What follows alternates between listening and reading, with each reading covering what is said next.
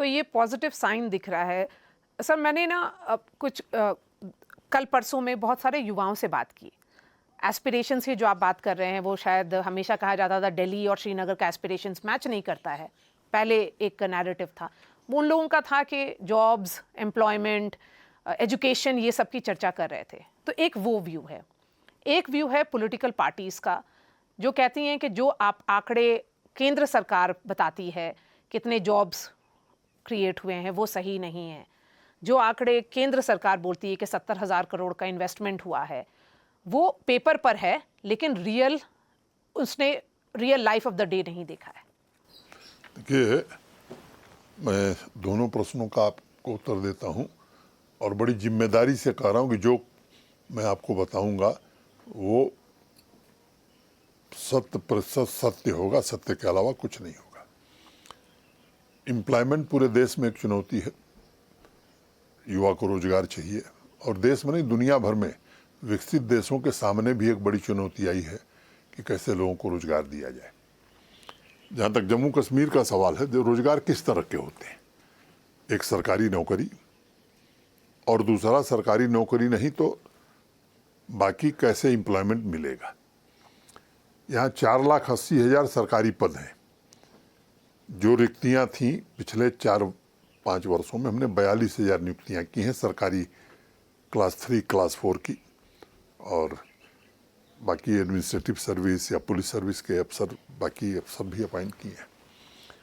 और मैं बहुत जोर दे करके ये बात कहना चाहता हूँ, आपके चैनल के माध्यम से जम्मू कश्मीर और देश को बताना चाहता हूँ कि इन 42,000 नियुक्तियों में एक नियुक्ति पर भी कोई उंगली नहीं उठा सकता है। जिसकी मेरिट थी वही सिलेक्ट हुआ है। ट्रांसपेरेंसी के अलावा कोई दूसरा कारण नहीं। हाँ, एक समय था जब यहाँ पर्चियों पर, सिफारिश पर नौकरी मिलती थी, वो ज़माना लद गया। तो एक फ्रंट पर ये काम हुआ, जो रिक्तियाँ बनती जा रही हैं उनको हम भरते जा रहे हैं। दूसरा, कैसे लोगों को रोजगार से जोड़ा जाए।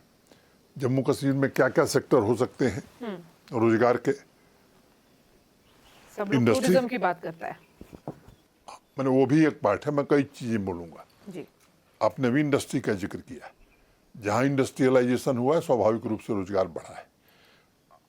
आज़ादी के बाद मैंने 47 to 2021 कुल 14,000 करोड़ का इन्वेस्टमेंट प्राइवेट सेक्टर में यहाँ आया है। 2021 में न्यू इंडस्ट्रियल स्कीम भारत सरकार के सहयोग से माननीय प्रधानमंत्री जी ने यहाँ के लिए स्वीकृत किया। और मैं चुनौती के साथ ये आज बात कर रहा हूँ कि देश के किसी राज्य में इतना इंसेंटिव इंडस्ट्री लगाने के लिए नहीं है जितना जम्मू कश्मीर में है। We are number 1 in the country. कितने का इन्वेस्टमेंट रियलाइज हुआ है? 70,000 जो आंकड़ा आप बता रहे हैं वो गलत है। 1,25,000 करोड़ से ज़्यादा के investment proposal Jammu Kashmir industry department को प्राप्त हुए। 8,800 करोड़ का इन्वेस्टमेंट रियलाइज हो गया, मैंने वो प्रोडक्शन शुरू हो गया। 18,000 करोड़ से ज़्यादा, 19,000 करोड़ से थोड़ा कम, ये काम जमीन पर चल रहा है। उसमें से कुछ यूनिट 4 महीने में फंक्शनल हो जाएंगी, मैंने 1 साल के अंदर ये सब फंक्शनल हो जाएंगी। बाकी जो प्रपोजल हमारे पास हैं सबको ज़मीन देने की स्थिति हमारी नहीं है। जो बचे प्रपोजल उसमें 60 to 65% लोगों को हम ज़मीन दे पाएंगे। लैंड बैंक बढ़ाने की हमने कोशिश की है। 46 नए इंडस्ट्रियल इस्टेट यहाँ बन रहे हैं। लैंड बैंक हम बढ़ा रहे हैं। लैंड लॉज में भी जो आवश्यक परिवर्तन करना था, बड़े रिग्रेसिव कानून यहाँ थे, उसको बदला है। और हम पूरी कोशिश करेंगे शिद्दत के साथ कि जो इन्वेस्टमेंट प्रपोजल आए हैं उनको अधिक से अधिक हम ज़मीन पर उतार सकें। अब एमआर ग्रुप का माल, उत्तर भारत का सबसे बड़ा माल श्रीनगर में बन रहा है, एमआर बना रहा है। आईटी टावर एमआर बना रहा है श्रीनगर और जम्मू में। Super speciality hospital, medical college private sector में पहली बार श्रीनगर में खुल रहे हैं। जम्मू में भी सुपर स्पेशलिटी हॉस्पिटल अपोलो का बन रहा है। कुछ लोग दुष्प्रचार करते हैं कोई बड़ा ग्रुप नहीं है। मैं आप श्रीनगर में, इसलिए मैं आपसे कहना चाहता हूँ यहीं से थोड़ी दूर पर चले जाइए, लसीपुरा के आगे JSW स्टील की एक बड़ी कंपनी है जी। वो लोगों के घर बनाने के लिए सीट बनाने का काम उसका 3-4 महीने पूरे होने जा रहा है, प्रोडक्शन शुरू हो जाएगा। ऐसे अनेक कंपनियां हैं जो विम्बलडन के लिए जो टॉवल बनाती है कंपनी गुजरात वाली, वो जम्मू क्षेत्र में रोजगार कर रही है। तो बड़े बड़े लोग आ रहे हैं। मित्तल ग्रुप ने अभी आवेदन किया है 5,000 करोड़ का इन्वेस्टमेंट। हाँ, ये ठीक है कि अब देश में हमारे यहाँ क्या है कि अंबानी, अडानी, बिरला, टाटा ये आते हैं तभी इन्वेस्टमेंट माना जाता है, लेकिन उससे भी आज अभी तक मैं समझता हूँ कि पिछले इस पॉलिसी के कारण 70,000 नौजवानों को रोजगार मिला है, और पूरा इन्वेस्टमेंट प्रपोजल जब हकीकत में बदल जाएगा तो 5 लाख लोगों को रोजगार मिलेगा। Let me complete please. Second, agriculture and allied sector, agriculture, horticulture, sericulture, dairy, fishery, so and so on. 13 lakh परिवार हैं जम्मू कश्मीर के, किसान हैं जो इससे जुड़े हुए हैं। 2,62,000 फार्मर हमारे ऐसे हैं जो मार्जिनल फार्मर हैं। इनके लिए हमने एक होलिस्टिक एग्रीकल्चर डेवलपमेंट प्लान बनाया HADP के नाम से। एग्रीकल्चर और लाइन डिपार्टमेंट में जो एलाइड डिपार्टमेंट, उनमें जो बजट हम देते थे वो तो दे रहे हैं, उसके अलावा 5,013 करोड़ रुपए एक्स्ट्रा और देश के जाने माने कृषि विशेषज्ञों की सलाह से बनाए 29 प्रोजेक्ट हमने डिजाइन किए। उससे भी 4 लाख लोगों को रोजगार मिलेगा, कम से कम 70,000 एग्री एंटरप्रेन्योर बनेंगे।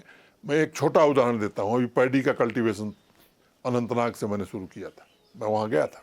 HADP की 29 प्रोजेक्ट हैं।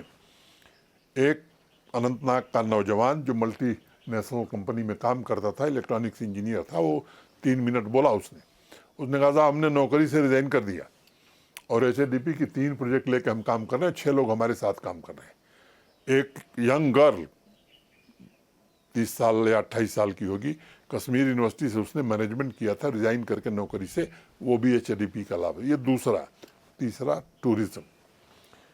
अनप्रेसिडेंटेड टूरिज्म में ग्रोथ हुई है यहाँ, और वो टैक्सी वाला हो, ऑटो वाला हो, शिकारा वाला हो, हाउस बोट वाला हो, खोमचे वाला हो, होटल वाला हो, माने ढेर सारे लोगों को रोजगार बढ़ा है और यहाँ की इकॉनमी में उसका कंट्रीब्यूशन बहुत ज़्यादा है।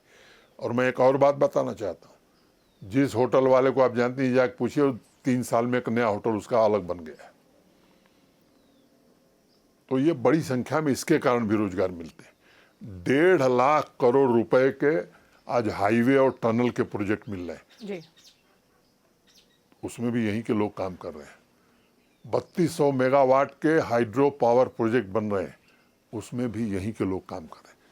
ये मोटी मोटी बातें हमने बताई। अब अंतिम बात, भारत सरकार और जम्मू कश्मीर प्रशासन की भी रोजगार की, एम्प्लॉयमेंट जनरेशन की बहुत सारी स्कीम्स हैं। PMEGP पूरे देश के लोग जानते हैं, prime ministers employment generation programme. अब असली तथ्य मैं आपको बताता हूं कि जम्मू कश्मीर की आबादी देश की आबादी की 1% है। पिछले 2 साल से लगातार we are number 1 in the country.